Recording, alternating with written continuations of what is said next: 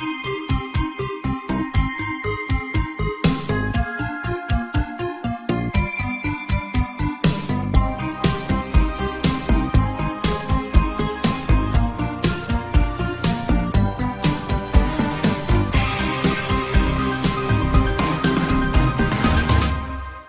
history of the werewolf legend.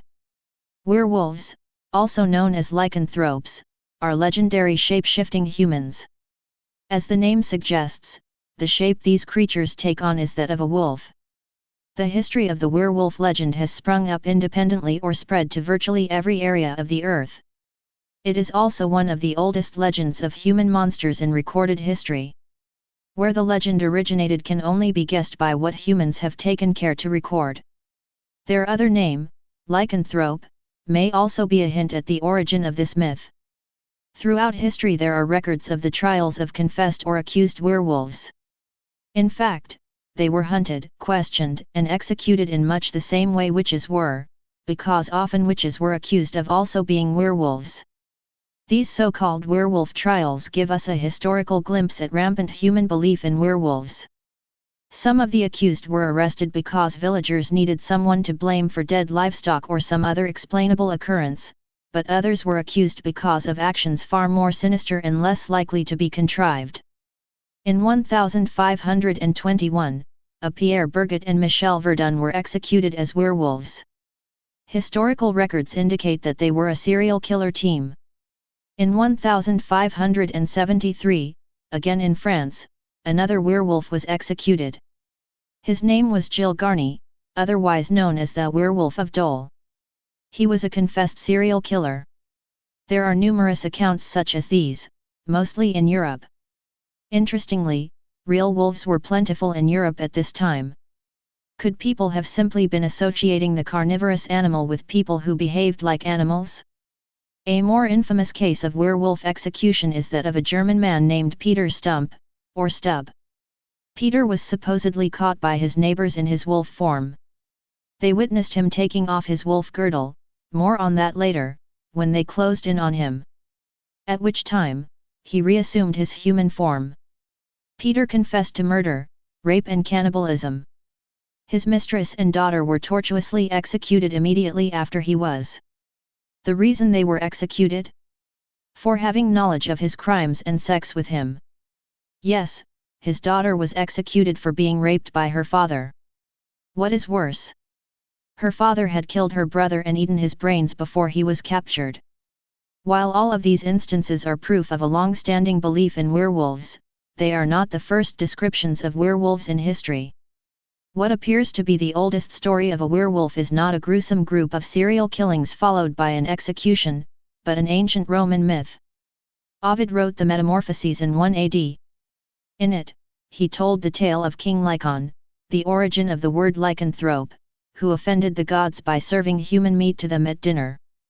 Jupiter punished this transgression by transforming Lycon into a werewolf. In his werewolf form, he could continue his abomination of eating human flesh with less offense. We know from Ovid that legends of werewolves go back to at least 1 AD. We also know that since that time, the legend of the werewolf has evolved. There are werewolf legends that are obviously separate from one another and others that seem to build off the original concept. For example, the full moon had nothing to do with Ovid's werewolf and other early werewolf legends. Werewolves changed shape at whim. Other legends associate werewolves with a sort of belt or wolf girdle that, upon donning, would transform them. Religion has had an obvious impact on the werewolf myth. In areas where Christianity was prevalent, being a werewolf was associated with witchcraft and the devil. Even the wolf girdle found a place in this Christian belief in werewolves. They believed that the belt was furnished by the devil for use by his minions. Even Ovid's tale was based on religion in the sense that his form was a punishment from the gods. Does this mean that religion is the source of the werewolf myth? It probably is not. It is more likely that religion has simply influenced a belief that manifested in human history for one of two reasons. Either werewolves were thought up to explain something horrible or they are real. Several reasons for the appearance of the werewolf myth have been postulated. It is possible that real wolf attacks were the cause and superstition led people to fear the worst. Suspects were subsequently tortured into confession and voila, you have proof cementing the belief in werewolves. There is also the possibility that the werewolf myth was created to explain rabies. Humans do get rabies from being bitten by rabid animals, after all. One possible cause for the werewolf myth aligns very well with historical werewolf hunts, and that is that people were trying to explain serial killers. The vampire myth can be traced back to royals who had a particular taste for bloodshed, like Vlad the Impaler.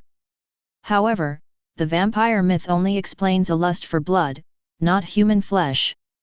History tells us that cannibalism is a trait that not all serial killers possess, but some do. Therefore, another explanation may have been needed. Enter the werewolf myth. Wolves eat humans, not so much nowadays, but if they could get to us, they would more often. There is no denying that serial killers like Albert Fish and Jeffrey Dahmer do behave like animals. How the werewolf myth came to be will never be known. Ovid could very well be the originator, but it may also have existed in oral history before Ovid. Any of the above causes is plausible. However, we cannot possibly know unless we find conclusive evidence that werewolves have or have never existed. If we find one, that answers the question. We are much less likely to find an answer if there were no werewolves. It is doubtful that we will find a little postscript from Ovid reading, "I made it all up." However, one might say that could be assumed. Till then at night I wonder what may be around the corner as I walk home. Stay paranoid, my friends. Chris, I'm scared to death. And we all are. But our brains secrete a neurotransmitter that enables us to deal with them. What? I don't think I have that particular neurotransmitter.